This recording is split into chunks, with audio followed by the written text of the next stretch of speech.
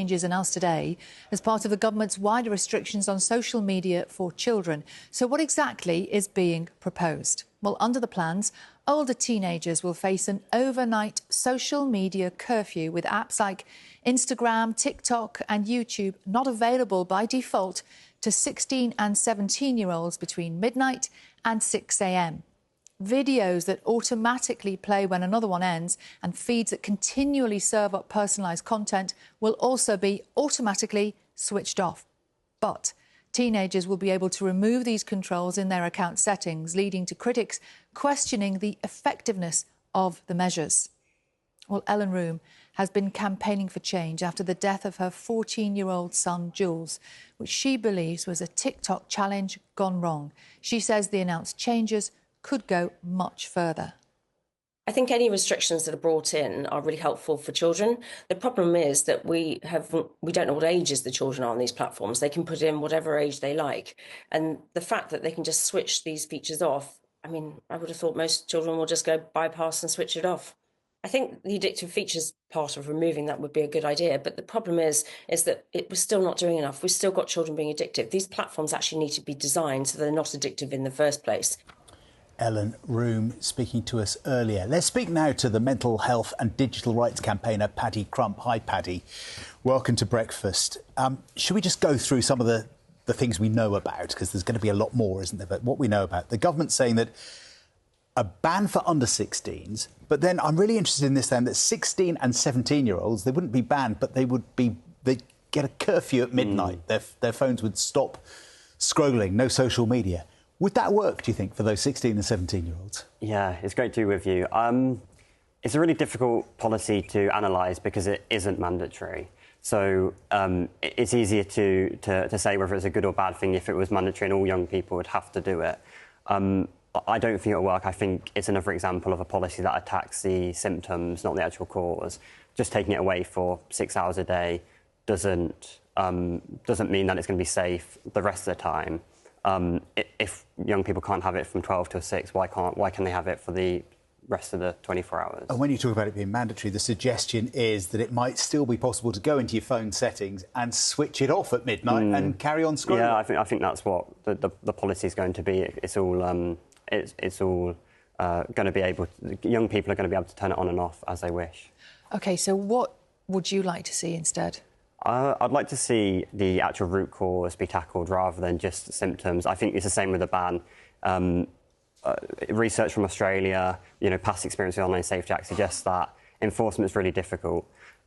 Research by the University of Newcastle found that 80% of young people in Australia are still using social media 6 months after the ban. So the only way to make sure that all those young people are safe is by creating platforms that are safe by design. Some of the parents who've lost children to social media have said to us, look, it's not going to be perfect. You're not going to be able to ban it for every single child. But if you even get 20%, that's an improvement. Do you have some sympathy with that argument? I have so much sympathy. I think all the campaigners who've been campaigning tirelessly for social media restrictions, I have so much respect for. This is no longer a conversation about whether social media is harmful. It's what can be done to make social media less harmful or actually safe. But I think that argument is slightly flawed in the fact that currently 13 to 16-year-olds are covered by the Online Safety Act. So if a 13-year-old goes on, then they should theoretically be prevented from seeing harmful content due to the Online Safety Act. But now if a 13-year-old manages to get on, which research suggests that 80% are still doing so in Australia, they will have to be acting as an adult, so platforms will treat them as an adult, which means that they'll have none of the protections currently there for under 16s, and they'll be treated as an adult, and if they're using VPNs, treated as a international adult, not from the UK, which means that they won't get the protections currently there today. So even if, those 40% aren't using social media, then the 60% that still are, I think, will be in a more dangerous platform. More dangerous, yeah. Well, because they don't have those protections from the Online Safety Act. And even those 40%, there's no guarantee that they're going to go and spend time playing in the fields or playing in the streets. Like a lot of people have suggested, the culture's changed in the last 20 years. And, they could be pushed to these unregulated platforms, new platforms that are less visible than current social media.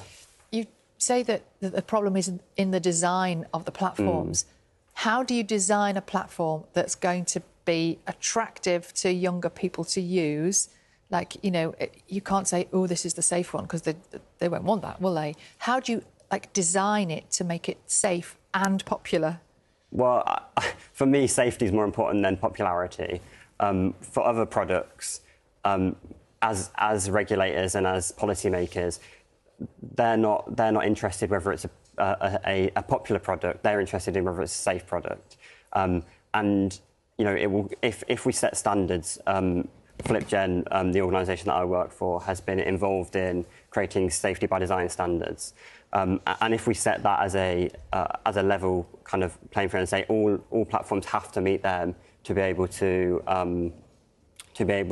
operate and to be able to access young people, so changing it from young people from accessing social media to social media companies accessing young people, then hopefully we'll be able to create a kind of a competition among platforms in actually pursuing safety rather than pursuing addiction. But I think that the government and the owners should be on platforms to be safe as well as popular, and the government should prioritise the safety rather than the popularity. Well, this is the first plan, the first bit of the plan that we've had details on. There'll be more to come, and a new Prime Minister, which might change things again, mightn't it? But, absolutely. We'll keep in touch. Paddy, thank you for coming in. Now, John is outside the studio for us this morning in the sunshine with all of today's sport. I can hear he's ready, and he's not alone. Morning, John. Morning, guys. I've been putting a question to this lot this morning. Actually, a couple of questions. Are England going to beat Argentina later? Yeah! Are England going to win the World Cup? Yeah! I'll tell you what, look.